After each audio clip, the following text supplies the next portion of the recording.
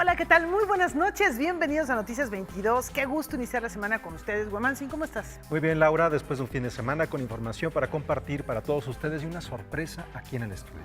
Mario Iván Martínez está aquí para celebrar 20 años de narrador de historias. Él le llama un rato para imaginar, pero ya es un ratote.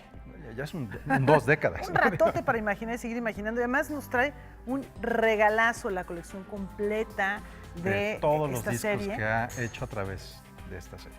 Y esténse muy al pendiente porque va a tener que ver con algo que comentemos seguramente a lo largo del programa, así que quédense con nosotros. Vamos a platicar también de guitarra. Así es, el Festival de Guitarra Clásica que esto es en Tasco, vamos a tener todos los detalles y también vamos a compartir con ustedes una provocación que viene del mundo editorial. Sí, Enrique Berruga pregunta, ¿qué pasaría si México pasara a formar parte de los Estados Unidos?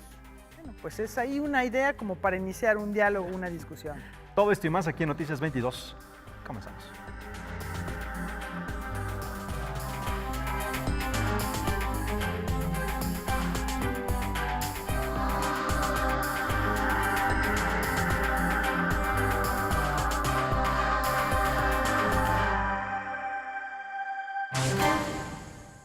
Vamos a comenzar con danza contemporánea. Quiatora Monorriel es un proyecto escénico creado y dirigido por Evoe Sotelo y Benito González y celebra su primer cuarto de siglo. Sí, esto en el marco de la temporada de danza en el Palacio de Bellas Artes y para ello han preparado una selección muy representativa. Así es, de diferentes cuadros, de los momentos tal vez más importantes de toda su trayectoria.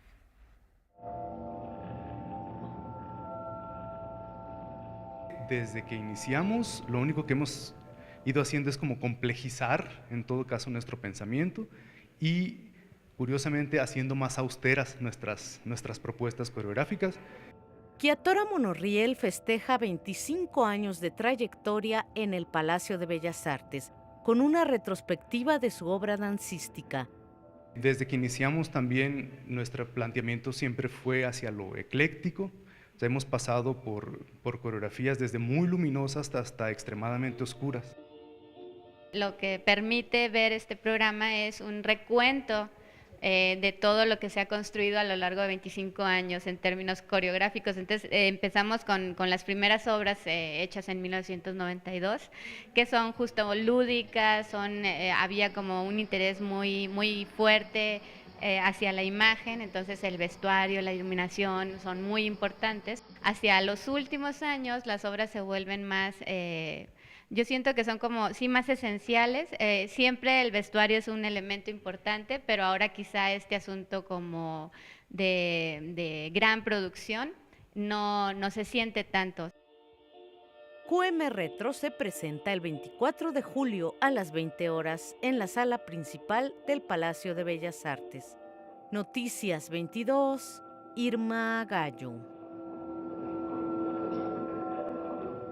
Bueno, vamos a platicar de un personaje que nos ha fascinado a muchas generaciones. Se trata de King Kong, la octava maravilla del mundo, que ha desembarcado en nuestro país para conquistar un espacio en la colonia Doctores. El Museo del Juguete Antiguo.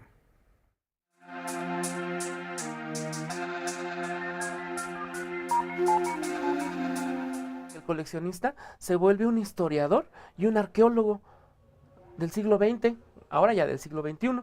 Entonces es una labor extra que tenemos que a lo mejor lo hacemos sin sentir y por eso queremos investigar y coleccionar lo más que se pueda y se nos vuelve una pasión. Desde los años 70, Marco Antonio Hernández comenzó a coleccionar figuras de King Kong. El gusto surge desde que yo era pequeño. Mis papás me introdujeron al mundo de Kong. Mi papá me recortaba del periódico un anuncio cuando se iba a pasar en la tele la versión del 33, pero le estoy hablando de los lejanos 60s.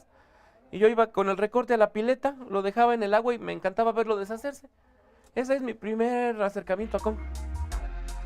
Su colección actual se presenta en el Museo del Juguete Antiguo. Ahí podemos ver muñecos de peluche, llaveros, objetos de cocina, pero también joyas invaluables. Mi última adquisición fue el arte original de la portada de la primera parte del cómic de King Kong del 76. Y esa portada es única en el mundo porque fue pintada por el maestro Edmundo López, mexicano. ilustrador de Fantomas, ilustrador de epopeyas, de joyas de la mitología, otros títulos más, Kidacero entre ellos, y tengo la obra original del maestro. Hay varios cómics mexicanos que hacen de alguna forma alguna alusión a Kong. Chanok, ahí tiene una historia con Kong. El Hombre Araña tiene un par de historias a la usanza de Kong. Incluso llegan a mencionar a Carl Denham, el personaje de la película. Noticias 22, Alberto Aranda. Bueno, y además cada generación tiene su King Kong. Justo estábamos conversando de esto, Laura, este primer King Kong que estaba en blanco y negro, que estaba animado en stop motion, Exactamente. que eran muñequitos, ¿no? Y que esos efectos especiales que fueron revolucionarios en su tiempo se replicaron en algunas otras películas también, recreando bestias del pasado y los primeros dinosaurios en la pantalla. Pero después nos vamos hasta 1977. Efectivamente, y ahí también es un monstruo que combina ya algunos efectos especiales, pero sigue siendo mecánico. Y en 1977 Dino De Laurentiis lo hace, veíamos a Efectivamente, Jessica con Lange. Jessica Lange. Y la otra versión Una versión también clásica ya. Fantástica, Bueno. que ya no son Peter Jackson. Con Peter Jackson, Que ajá. ya De no Peter están, Jackson. ya no sube el Empire State, sino sube las desaparecidas Torres Gemelas. Efectivamente, pero para mí es un monstruo ya que no tiene una escala humana que te permita establecer algunas incluso reflexiones sobre la relación de la naturaleza o de lo no humano con lo humano y la confrontación de nuestros monstruos, que es finalmente el trasfondo de esta historia. ¿Quién es la bestia al final del cabo, no? Efectivamente. Bueno, pasamos a otra cosa. Del 18 al 29 de julio se llevará a cabo en el Centro Nacional de las Artes el Ciclo Internacional de Música Laberintos Sonoros. Este festival, este encuentro nació por iniciativa del maestro Javier Torres Maldonado para acercar la música del cine pues, al gran público.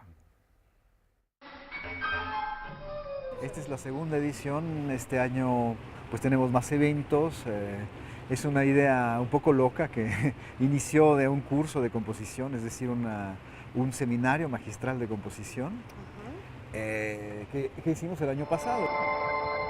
A partir de la experiencia del año pasado, el compositor mexicano y profesor del Conservatorio de Parma, Italia, Javier Torres Maldonado, decidió que la teoría y la práctica eran la mejor manera para que los jóvenes compositores aprovecharan mejor los últimos avances de la creación musical contemporánea. Así surgió el Ciclo Internacional de Música Laberintos Sonoros, que se llevará a cabo en el Centro Nacional de las Artes. Estamos dos profesores, generalmente, que somos los principales del seminario, es decir, estoy siempre yo, pero también este año nos visita, por ejemplo, un huésped muy distinguido, que es Achim Bornhoft, que es un compositor alemán, que es profesor del Mozarteum de Salzburgo. Entonces tenemos 9 compositores que van a trabajar con grupos en residencia, además, porque no estamos nada más nosotros. Viene el Dynamis Ensemble de Milán y el Ensamble Taller Sonoro de Sevilla. Entonces, con ellos van a trabajar los jóvenes compositores, va a haber clases magistrales, va a haber una serie de cosas muy interesantes, unos paneles de lectura de las obras de los compositores, pero además tenemos conciertos. Los días 28 y 29 de julio se llevarán a cabo conciertos gratuitos y abiertos a todo el público en el Foro Blas Galindo de la Escuela de Música. Además, habrá clases con demostración de interpretación a las que también se puede asistir sin ser uno de los compositores seleccionados para tomar el seminario. Toda la información la pueden encontrar en la página web cenart.gov.mx. Noticias 22, Irma Gallo. Al regresar, más música. Sí, tendremos todos los detalles del 20º Concurso Internacional de Guitarra de Taxco.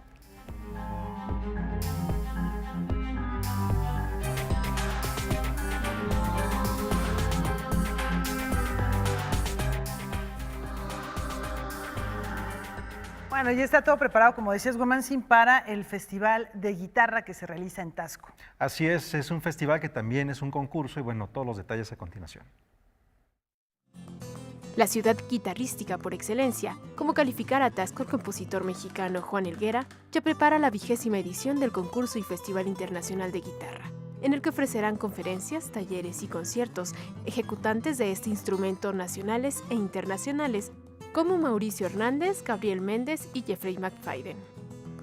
En esta ocasión creo que lo emblemático o lo que hay que destacar mucho es la presentación de este disco, ¿no? Que es un disco que viene a generar un testimonio de lo que ha transcurrido en el concurso durante 20 años. Es un disco que reúne las piezas que han ganado a lo largo de estos 20 años. Son piezas que los guitarristas, los ejecutantes que participan decidieron dedicar a Tasko.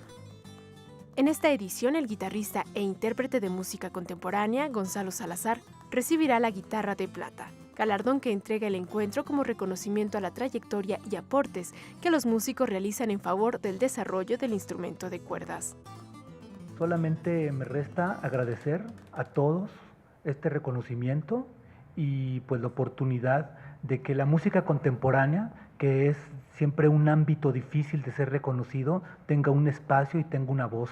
Una de las cosas más importantes de mi carrera siempre fue la difusión de los autores de música de concierto radicados en México, y creo que he aportado un pequeño granito para que sean conocidos, para que sean reconocidos y para difundir el arte contemporáneo de nuestro país. Una de las consecuencias pues, de este festival de guitarra es la demanda, por ejemplo, de que se abra una escuela de música. Y hace 2 meses se inauguró una escuela de música por parte del gobierno estatal en la ex hacienda del Chorrillo. El concurso, que se divide en categoría solista y ensamble, así como el Festival Internacional, se llevarán a cabo del 23 al 28 de julio. Noticias 22, Karen Rivera. Bueno, lo que ven aquí, esto es la sorpresa que les habíamos ofrecido, Guamacín, al principio del programa, porque es un regalón. De veras, es un súper regalazo. Son 22 discos que nos trajo Maribán González. Es una colección completa del trabajo que ha hecho. Sobre esto vamos a conversar dentro de unos instantes aquí en el estudio, y él ha traído esta caja para obsequiarla. Vamos a hacer unas preguntas, pero van a ser preguntas verdaderamente... Es para fans. Esto fanáticos, es solamente apto para fanáticos. Son 22 discos que forman parte de esta colección en la cual vamos a encontrar historias fascinantes que han sido narradas por Maribán Martínez a lo largo de esta trayectoria que estamos celebrando con él el día de hoy. Y las preguntas se las vamos a dar más adelante, así que estén al pendiente de lo que vamos a decir dentro de algunos momentos, para que el primero en responder vía electrónica al correo de Noticias 22 se llevará esta caja. Entonces, únicamente los alertamos. Más adelante vamos a conversar con Maribán, y él ya nos ha hecho 2 propuestas de preguntas verdaderamente buenas para los fanáticos. Sí. Hay mucha música. Para los fanáticos de Cricri. De Cricri, de la cual van a surgir estas preguntas, pero bueno, ya lo van a ver, ¿eh? Bueno, de esto nos vamos ahora a cosas un poco más complejas, pero también esperanzadoras. Con la intención de encontrar algo de luz en nuestra época, el escritor Humberto Beck rescata ideas de los principales conceptos del pensador austriaco Ivan Illich. Y uno de los críticos más agudos de los tiempos modernos, del capitalismo salvaje, como se le ha llamado. Ivan Illich fue un teólogo, crítico social e historiador que reflexionó sobre la modernidad en que vivimos. A él le toca justo en los años 50, primero en Estados Unidos y Puerto Rico, y después los años 60 en México, los primeros esfuerzos de, sobre todo Estados Unidos, con este programa que se llama la Alianza para el Progreso, que buscaba hacer una especie como de plan Marshall para América Latina, que nunca tuvo el alcance del plan Marshall, pero buscaba, digamos, replicar esa americanización del desarrollo. Entonces él empieza a reflexionar sobre la pertinencia o no de eso para las condiciones de América Latina y las consecuencias negativas de eso, y de ahí viene su teoría. Ivan Illich vivió y estudió en Europa, viajó a Estados Unidos y posteriormente a Puerto Rico y México. Es en este periodo, entre los 60s y 70s, en los que desarrolló una serie de teorías sobre el desarrollo y la modernidad. Por ejemplo, el concepto de contraproductividad, que es donde los desarrollos tecnológicos, económicos o burocráticos, si rebasan un cierto número de crecimiento, van a producir lo opuesto de lo que se proponen. Lo que él analiza es cómo el proyecto de volver obligatoria la escuela, en lugar de promover el conocimiento, la educación y la igualdad, que son sus objetivos principales, crea exactamente lo contrario. O sea, estorba las condiciones de aprendizaje autónomo de las personas, entonces no promueve la educación y el conocimiento y crea una máquina perfecta de discriminación, entonces tampoco promueve la igualdad.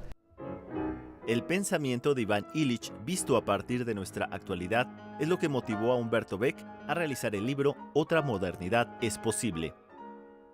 Lo que presento como propuesta teórica es entender a Illich como un autor que propone una visión alternativa de la modernidad alrededor de dos valores principales de lo moderno, que sería la autonomía y la instrumentalidad. Así como el proyecto de autonomía de lo moderno es esta idea de que el ser humano no depende ni de la tradición, ni de Dios, ni de la religión, sino de su propia razón.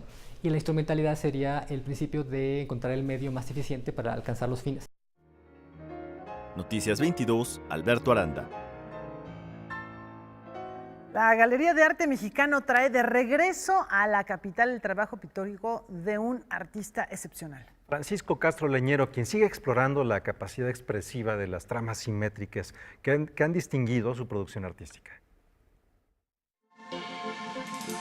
Luego de no exponer individualmente en la capital del país por más de 15 años, el pintor Francisco Castro Leñero regresa con Simetrías. La exposición comprende alrededor de 30 piezas entre pintura, objeto y grabado de su producción más reciente que surgen a partir de trazos, como él mismo describe. Ningún juego es inocente. Todo comenzó con algunos trazos surgidos de la propia cuadrícula de mis cuadernos de apuntes. Las tramas que venía manejando por años de pronto me sugerían trazos y ritmos curveados. Las esquinas de los cuadrados servían ahora para definir medios, cuartos o 3/4 de circunferencia.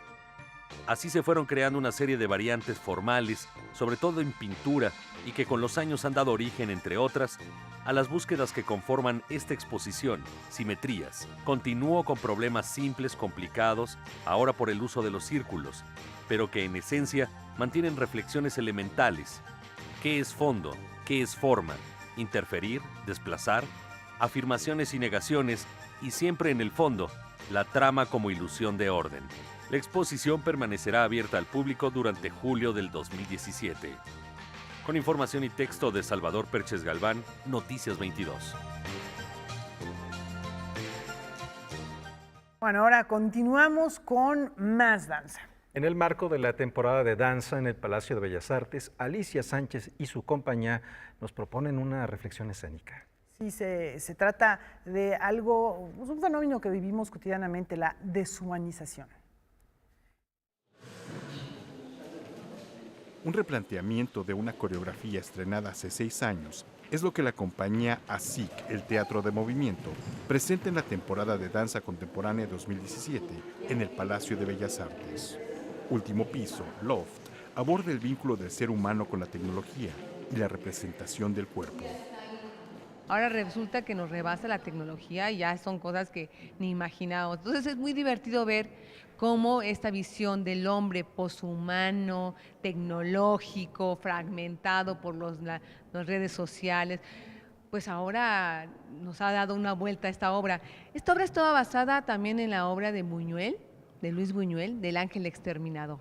Cuando van después de la ópera, se quedan en una reunión y después no saben cómo salir. Es más o menos la trama, pero en estilo contemporáneo.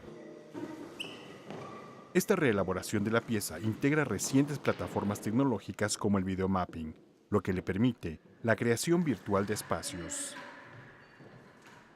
Y actualmente, bueno, eso lo hacemos ya con otros dispositivos. El celular que nos ha dado la posibilidad de hacer todo inalámbrico incluso. Antes teníamos los cables por todo y de alguna manera nos gusta mantener esa estética. En cuanto a la difusión o a la parte ya digital y cómo nos estamos manejando, sí hemos también hecho un poco de uso de estos medios y entonces ya no solamente hacemos los flyers de siempre, los pósters que se hacían antes, ahora también estamos entrando electrónicamente con publicidad que incluso va incrementándose, estos famosos GIFs, todo este tipo de detalles. Y es el cuerpo con su presencia y ausencia simultánea lo que genera una reflexión más allá del dispositivo tecnológico. Muchísimo. Ahora realmente podemos tener inclusive, en este caso vamos a meter a un bailarín que no está aquí. Lo vamos a videograbar y lo vamos a proyectar junto con otro bailarín, donde hace un dueto. Ahí ya podemos hablar de la ausencia del cuerpo presente, pero auriático. Entonces, bien interesante cómo podemos hablar también como esta idea del doble desplazamiento a nivel de tiempo-espacio. Yo creo que ahí es donde está jugando el cuerpo. Último Piso, Loft, se presenta en el Palacio de Bellas Artes el jueves 20 de julio a las 20 horas. Es su más grande depredador. Noticias 22, Víctor Gaspar. Luego de la pausa vamos a reflexionar sobre la relación México-Estados Unidos desde una óptica muy peculiar. Así es, Enrique Berruga nos tiene una propuesta a partir de una ficción.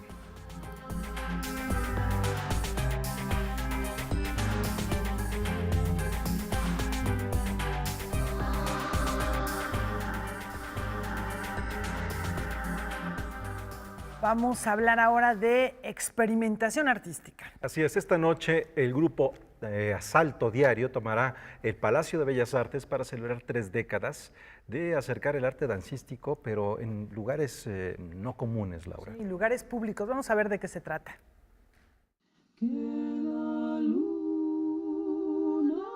El grupo de experimentación artística Asalto Diario AC celebra su 30º aniversario en el Palacio de Bellas Artes.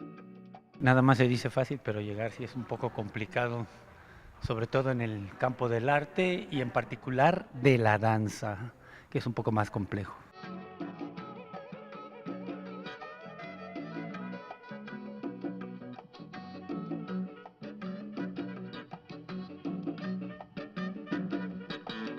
Como bien dice el nombre, ¿no? Asalto diario, asaltando la cotidianidad de la gente y como entrando a estos espacios públicos, ¿no? Porque una de las premisas del grupo es la humanización del espacio urbano.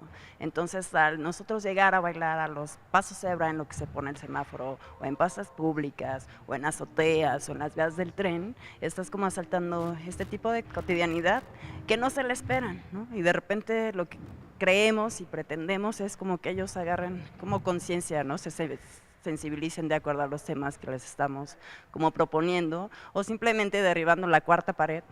Desde su fundación, la agrupación da vida al concepto de asalto escénico como forma de intervención de la realidad, propuesta que ha sido fuente de inspiración de otras agrupaciones para la creación de festivales y proyectos que retoman este concepto en España, Francia, Ecuador, Argentina y México.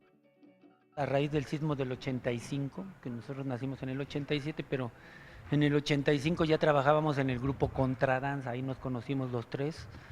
Y en el sismo, pues todos los grupos de danza, y en particular Contradanza, salen a los campamentos de damnificados. Y ahí, al entrar en contacto con la gente, nos damos cuenta de la eficacia real del arte y de la acción social que sí tiene el arte, aunque no te lo propongas, nada más por el simple hecho de entrar en contacto en esas circunstancias. Y pues eso nos inspira. El lunes 17 del presente, Asalto Diario tendrá su magno festejo en la sala principal del Palacio de Bellas Artes. Hemos asaltado en varias ocasiones la explanada de Bellas Artes. Otras veces nos prestaron la fachada para aventarnos a rapel del Palacio de Bellas Artes. También hemos bailado en el lobby en días internacionales. Y esta vez ya llegamos ahora sí, 30 años después vamos a bailar dentro del Palacio de Bellas Artes. Celebrando 30 años de trabajo, Asalto Diario presentará una muestra de la evolución estética del grupo, un viaje por el pasado que los conecta con las posturas del presente, a través de las coreografías, todo aquel sorprendido, todo aquel consignado, que fue la obra con la que nació la compañía, Rocola Dance y Autopsias Rápidas. Estos asaltos escénicos urbanos rápidos, precisos, conscientes, y creo que básicamente es eso, como de repente asaltar un poco su conciencia.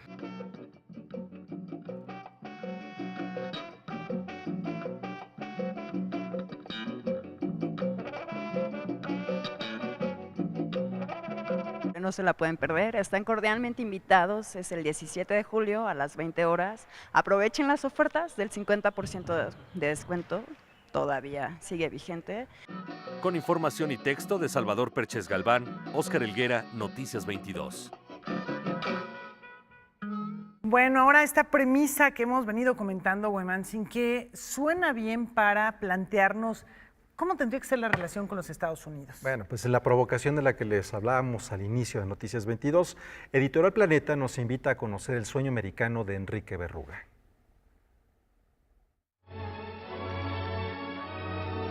¿Y si todos fuéramos gringos?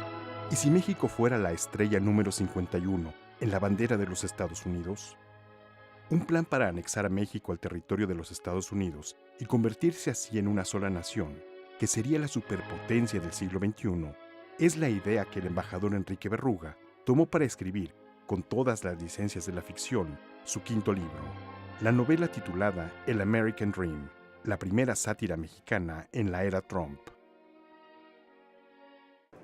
La historia que se desarrolla es el método que aplica Estados Unidos para anexar a México y las razones por las cuales lo hacen. Y ellos utilizan una serie de argumentos muy vistos desde su lado de la frontera de por qué razón sería lo más adecuado y lo más sensato e incluso en uso de la legítima defensa que Estados Unidos toma esta decisión. Y luego planteo el método, pero ese no lo quiero desarrollar demasiado para no echarle a perder la lectura a quienes vean esta novela. Berruga define su novela como un libro serio en broma o de broma en serio.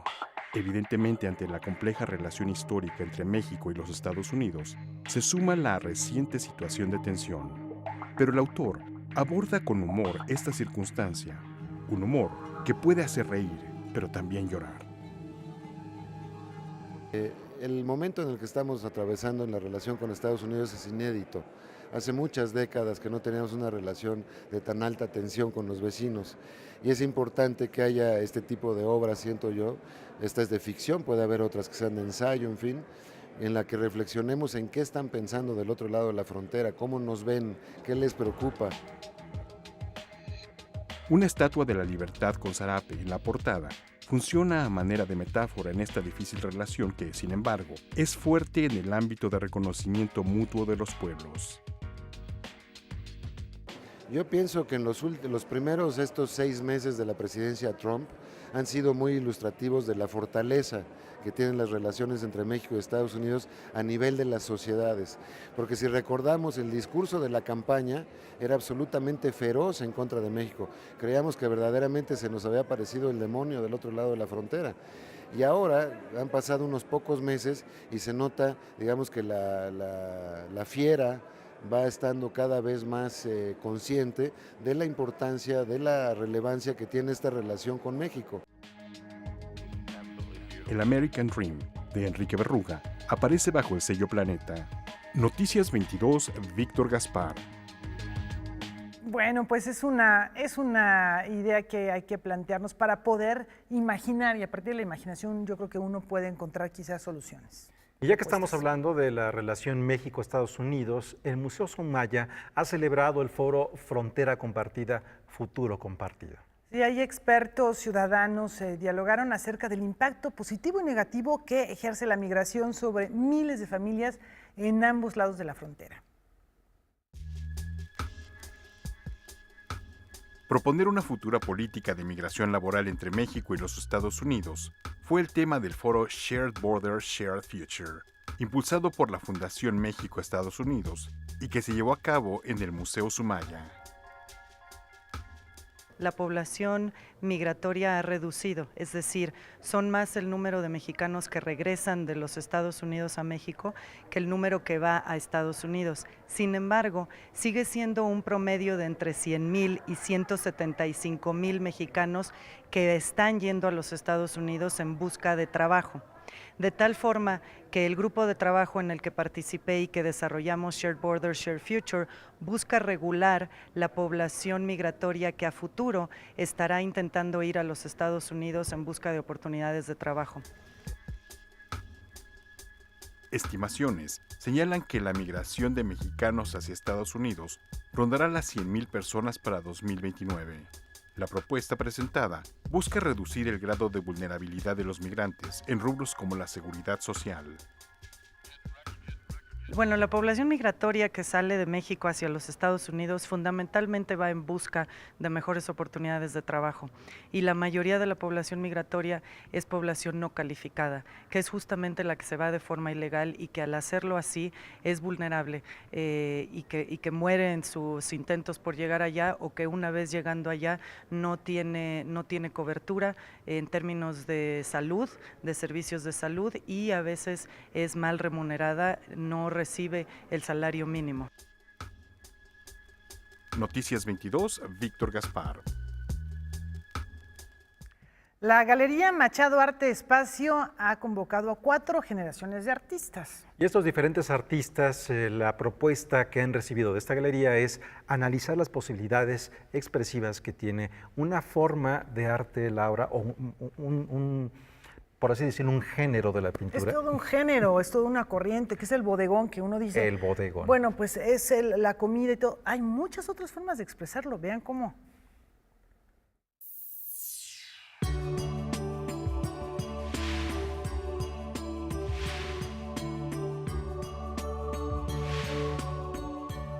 El proyecto de Gabriel Machado consiste en que nosotros abordemos un tema que no abordamos con cierta frecuencia, ¿no? Sino que asumirlo como una posibilidad más del arte a la cual no practicamos cotidianamente, ¿no?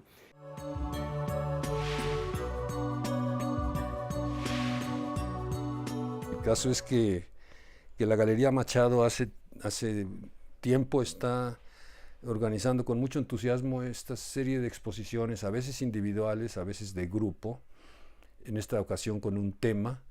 El tema de esta ocasión es los bodegones o la naturaleza muerta, invitando a los diferentes artistas que participamos y que cada quien hace su interpretación del tema según le da a entender su cabeza y su idea del momento. Yo me referí en mi pieza a una memoria que tengo de estos bodegones, naturalezas muertas de Giorgio Morandi, que tanto me conmueven, me interesan.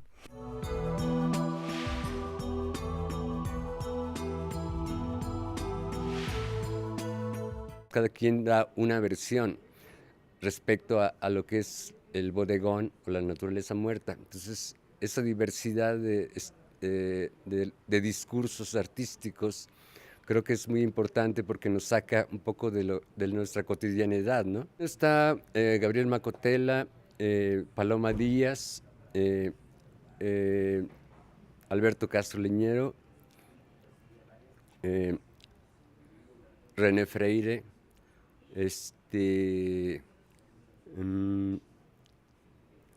un servidor y muchos otros más, ¿no? Gustavo Pérez.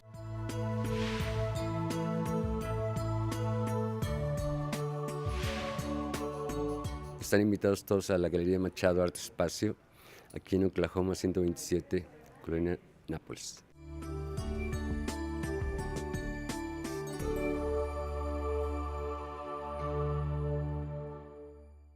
Pues va a permanecer seguramente este género diversificándose y pues es una expresión, yo creo que es de una enorme plasticidad. Y ahora vamos con el recuerdo de 2 grandes de la historia del cine. Así es como iniciamos nuestro recorrido internacional.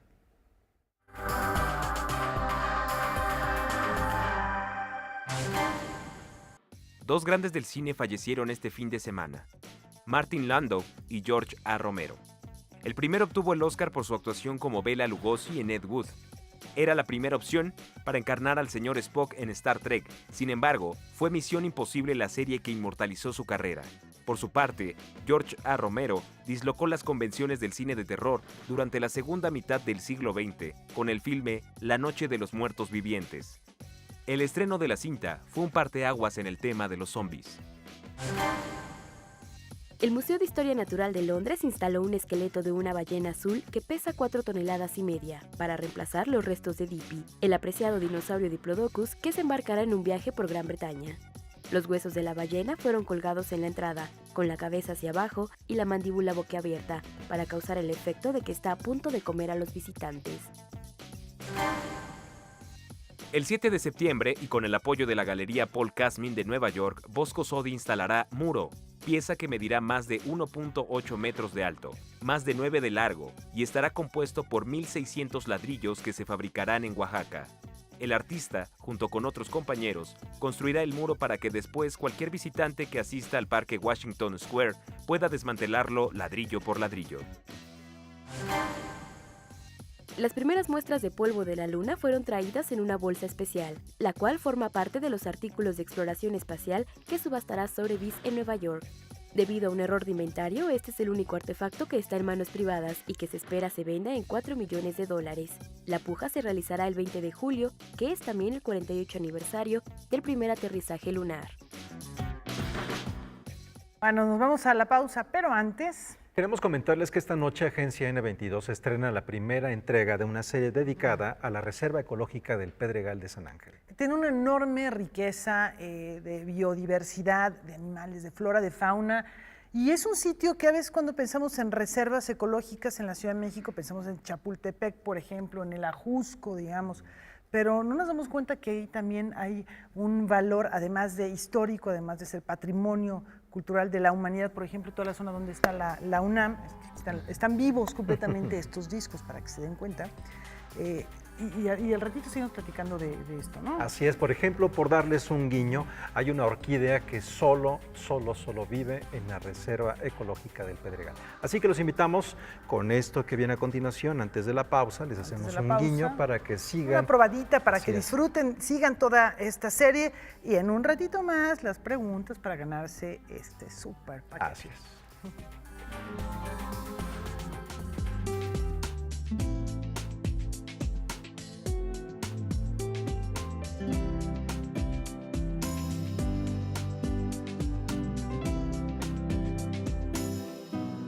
A pesar de que ocupa un tercio de la ciudad universitaria, la gente no sabe que existe una reserva.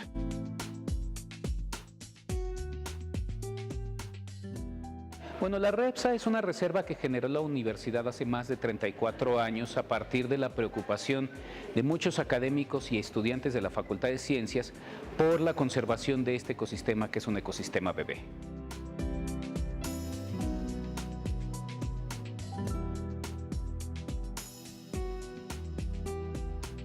Como esto es una cosa en donde hay más de 330 especies de plantas, pues la cantidad de animales que vienen en búsqueda de algún fruto, alguna semilla, algún recurso, pues hace que se junten aquí una cantidad importantísima de animales, ¿no?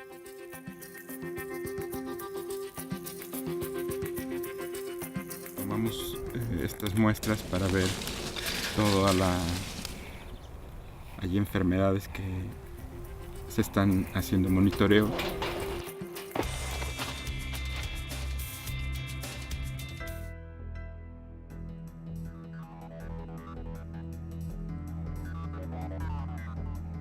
Llega mucha gente a esconderse, a hacer ilícitos y los tenemos que sacar.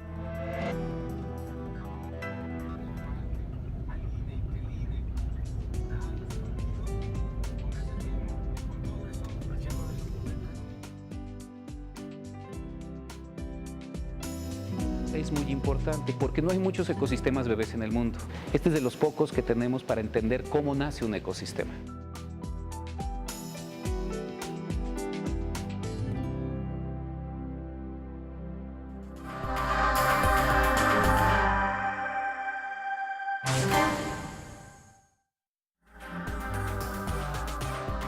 La sexta entrega de la colección Fervores de Editorial Parentalia, una editorial bastante joven, tiene una dedicatoria muy especial. Así es, se trata del poeta yucateco Raúl Renán, fallecido hace algunas semanas. En el 2010 surgió Parentalia con el propósito de difundir la poesía mexicana. Hoy suman 38 títulos en donde se da cuenta de la rica variedad que hay en el país. La más reciente entrega de la colección Fervores se realizó en el Palacio de Bellas Artes e incluyó 6 nuevos títulos, los cuales están encabezados por Piedras del Adivino, de Raúl Renán. Son un poco recuerdos sobre el de Piedras del Adivino, tiene mucho que ver con su infancia. Él siempre recuerda la idea de que caminaba en Mérida en piedras, descalzo, y que esa marca poco a poco le va señalando el rumbo de muchos de sus poemas. Y aquí tiene entonces De ese tipo de poemas también tiene a familiares, es uno muy interesante para él, que le dedica a sobrinos, ¿sí?, a hermanas, ¿sí?, a hijas. Y otra parte que es muy interesante, que puede ser la tercera de estas tres en que se divide más o menos el poemario, es sobre la propia poesía. Luis Miguel Aguilar, en De varias formas, explora los sonidos que escucha en el metro o en los viajes que realiza, pero sobre todo trabaja las estrofas tradicionales con rimas inusuales. Roxana Elbridge Thomas, con Pequeños Bestiario, ígneo, continúa abordando animales que tienen alguna relación con el fuego, como el dragón, la luciérnaga o el jabalí. Lucía Rivadeneira, en De culpa y expiaciones, explica el deseo por el pescado, por comerlo, saborearlo y degustarlo. Estos títulos pueden ser adquiridos en Tabaquería Libros o la página de la editorial que aparece en pantalla. Con esta entrega, la editorial se inicia en la traducción con Ectoplasma de Hernán Bravo Varela. En este caso, Hernán, que es un poeta joven, bastante importante, le interesaba a él, 4 elegías. Es decir, 4 poetas estadounidenses que tienen poemas de lamentación sobre la muerte de la madre, hay un poema, hay una de un suicidio, y es muy importante porque la versión en español que él no solamente es una traducción, que sería lo importante, sino que es una versión poética de otro poema. Cierra esta tanda el libro Escrito con agua, poema de horizontes extremos de Alberto Ruiz Sánchez.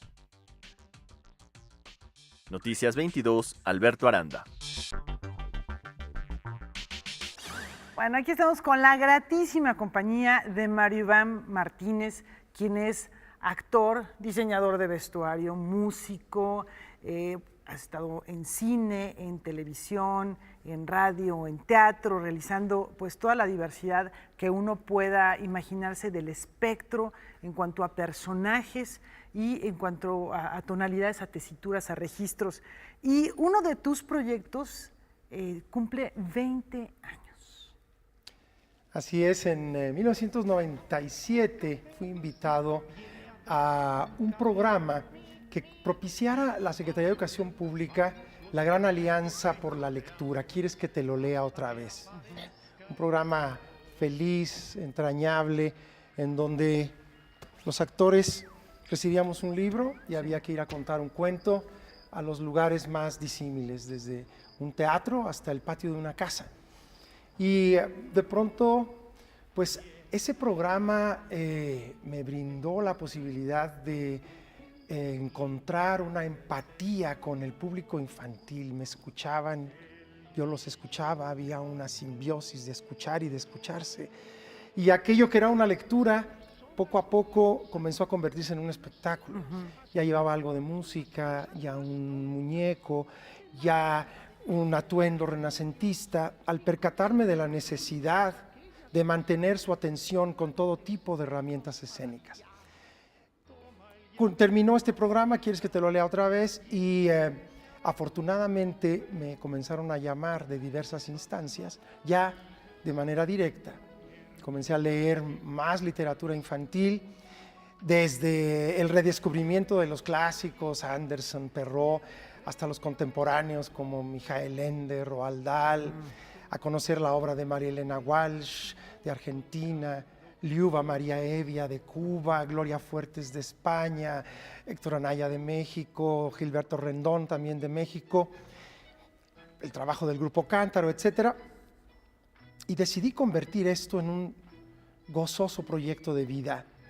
Y a la luz de este inicio, pues, como dice mi sobrina alguna vez me dijo, tú eres puro cuento, tío, no sé de qué manera me lo dijo, pero ahora tenemos 22 audiolibros de la colección Un Rato para Imaginar y más de 15 espectáculos teatrales distintos que abordan la literatura que a mí me parece imprescindible poner en contacto a los niños, a la consideración del público joven. Y por eso has sido muy gentil, Mario Iván, y nos has traído esta caja con tus 22 audiolibros, que somos los que vamos a regalar en este espacio en Noticias 22. Pero queremos que sean con 2 preguntas verdaderamente verdaderamente difíciles, ¿no, Laura? Pues sí, bueno, preguntas que sean, digamos, para fans de uno de los personajes presentes a lo largo de tu trayectoria y particularmente en esta colección hay cuentos, como decías, de todo, de todos los géneros. Hay de Oscar Wilde, de Sopo, La Fontaine, en fin, hay de la tradición de leyendas mexicana, pero pues Cricri siempre está presente en tus espectáculos o con mucha frecuencia lo está. Esta es una pregunta dirigida a los fans de Cricri. A los Cricri fanáticos. A los Cricri fanáticos. A ver, Pues es la Cricri trivia. Es la Cricri trivia, muy bien, buena, ¿eh? Bueno, ¿qué les parece esto? Este es un animal visco que si te encuentras en problemas económicos te dará unas cuantas monedas. La respuesta está en una de las cientos de canciones de Cricri. ¿La repetimos, Guamancín? Así es. La pregunta es, si uno está en problemas económicos, ¿qué personaje de una canción de Cricri que es visco les puede ayudar? Ahí está la primera. Son dos preguntas. ¿Y la segunda para los Mario Iván Martínez fanáticos? Así es. Es la trivia. Que también son muchísimos. La trivia Martínez. Ajá. Bueno, tiene que ver con el trabajo que ha hecho Mario Iván, que ha sido tanto como actor, pero también como músico. A finales del siglo pasado, principios de él estuvo en una obra de teatro en la que daba vida a un siamés. Esta obra estuvo dirigida por Claudio Valdés Curi. Queremos el nombre del actor que daba, que hacía el personaje, el hermano siamés del personaje de Mario Iván Martínez.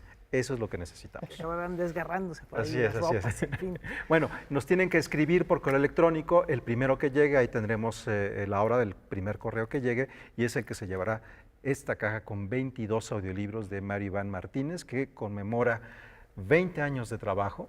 20 años, que estaremos celebrando en el Teatro de la Ciudad este próximo domingo 23 de julio a las 13 horas con Descubriendo a Cricri, el máximo exponente de música y literatura infantil de habla hispana en el siglo XX. Porque él conjuntaba esto, ¿no? Los cuentos, porque son grandes historias, sí, y también la diversidad sonora que creo, de una enorme cantidad de canciones que lo mismo por ahí hay tango, que balada, que... Claro, sin darnos cuenta nos puso en contacto con todos los ritmos musicales posibles, gracias a que era un hombre de una enorme cultura, incansable, viajero, desde un tango en el Charaña hasta la música oriental en Jorovita, en Chonquifú, la música alemana en Mi Amigo Hans, la música country, El Ratón Vaquero, en 1226 canciones y una enorme cantidad de textos que puso muchos de ellos en mis manos de manera muy generosa.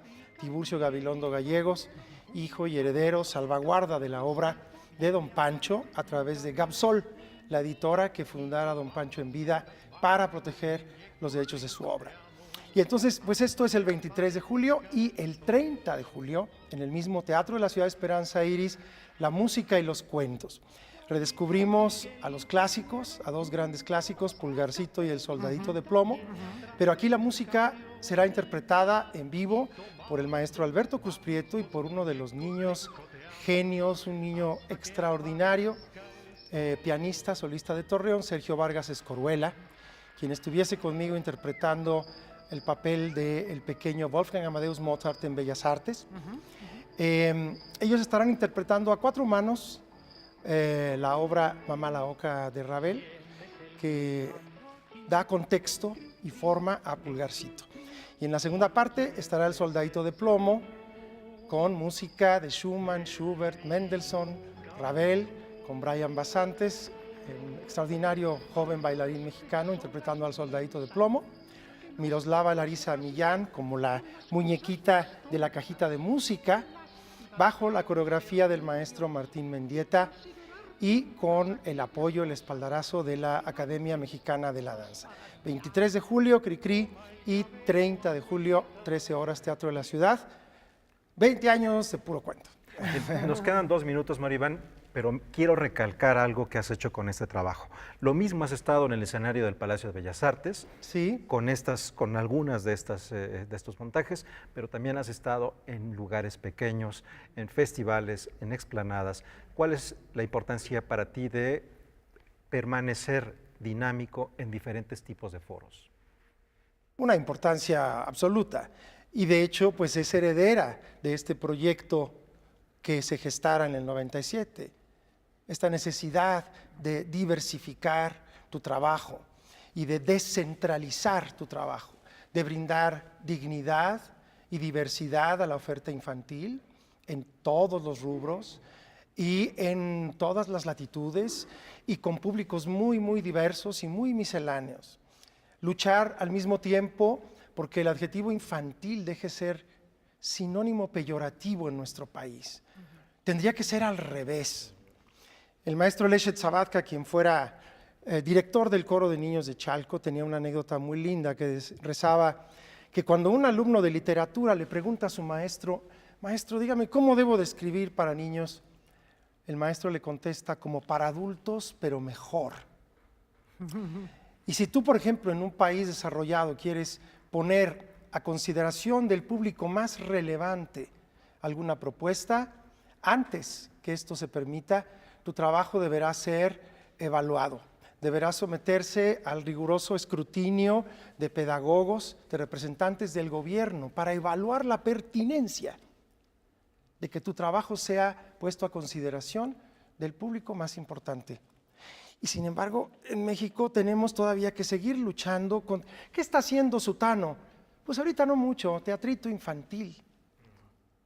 Cuando que tendría que ser al revés.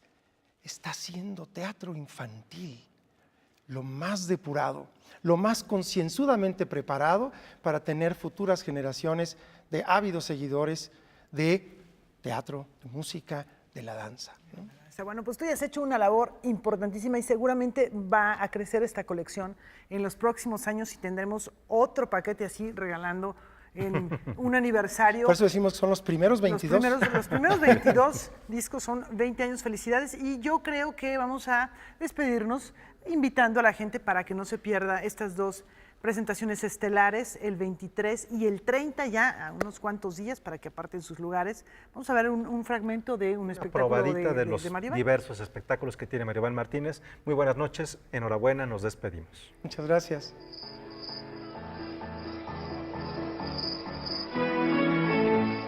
¿Quién es el que anda aquí? Escribí, escribí. ¿Y quién es ese?